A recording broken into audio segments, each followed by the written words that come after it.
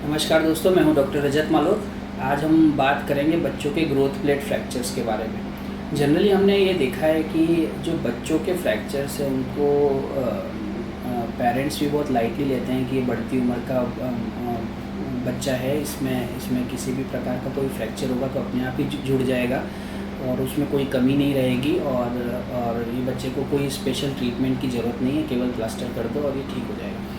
Most of the time ये बात ठीक होती है। कई सारे ऐसे बच्चों के फ्रैक्चर है जो मेजॉरिटी जिनमें हमें सर्जरी की ज़रूरत नहीं पड़ती है, वो आराम से हम प्लास्टर से कर सकते हैं ठीक। और थोड़ा बहुत एंगुलेशन या फिर थोड़ा बहुत अगर उसमें एक्यूरेट नहीं भी है तो बॉडी उसको काफ़ी हद तक करेक्ट करती है। बट इसमें एक बहुत इंपॉर्टेंट जो फ्रैक्चर है जिसको हम ग्रोथ प्लेट फ्रैक्चर्स बोलते हैं, ये फ्रैक्चर्स को स्पेशल केयर की ज़रूरत है।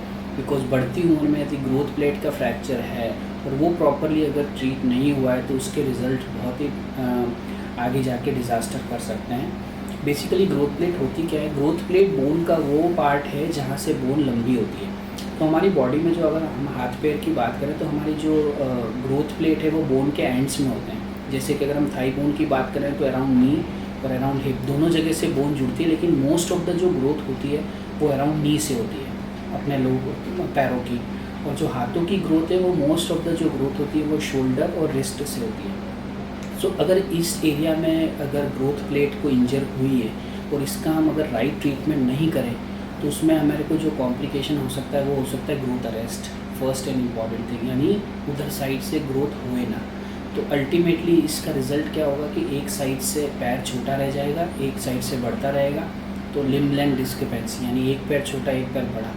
और ये जो इसमें इम्पॉर्टेंट चीज़ ये ध्यान रखने की कि ये जो ग्रोथ प्लेट अरेस्ट के जो रिज़ल्ट है वो तुरंत नहीं आते। उस टाइम तो बच्चे को पैर का दर्द नहीं होगा, वो मूवमेंट भी करने लग जाएगा, सब कुछ होने लग जाएगा। लेकिन over a period of time आप नोटिस करेंगे कि एक पैर तो बढ़ रहा है, एक पैर छोटा रह गया। तो उस टाइम पे फिर हमें रियलाइज़ होता है कि उस टाइम पे हमारी ये ट्रीटमेंट अगर सही हो जाता तो शायद ये नौबत नहीं आती। दूसरा जो लिम्ब एंगुलेशन डिफॉर्मिटीज, लाइक एक साइड से ग्रोथ प्लेट जो है वो एसिमेट्रिक ग्रोथ हो रही है, मतलब एक साइड से ज़्यादा बढ़ रही है, एक साइड से कम बढ़ रही है। तो ऐसे केसेस में नॉक नी भी हो सकता है, बो लेग्स भी हो सकता है, डिपेंडिंग कौन सी ग्रोथ प्लेट इंजर हुई है। तो ये भी एक बहुत इंपॉर्टेंट इशू है। थर्ड जो इसमें आता है कंप्लीट बार बन जाएगा ग्रोथ अरेस्ट के बाद। जो ये बार है ये इसको हम मेडिकल टर्म में एपिफिजियल बार बोलते हैं। और ये जो है ये भी आगे जाके एंगुलर डिफॉर्मिटी या फिर लिम्ब लेंथ डिस्क्रिपेंसी को कर सकता है। तो इसमें जो सबसे इम्पॉर्टेंट है कि जब आपके बच्चे को इंजरी होए तो फर्स्ट ऑफ ऑल आपको ये ध्यान रखना है कि अपने डॉक्टर से पूछना है कि कहीं ग्रोथ प्लेट इंजरी तो नहीं है।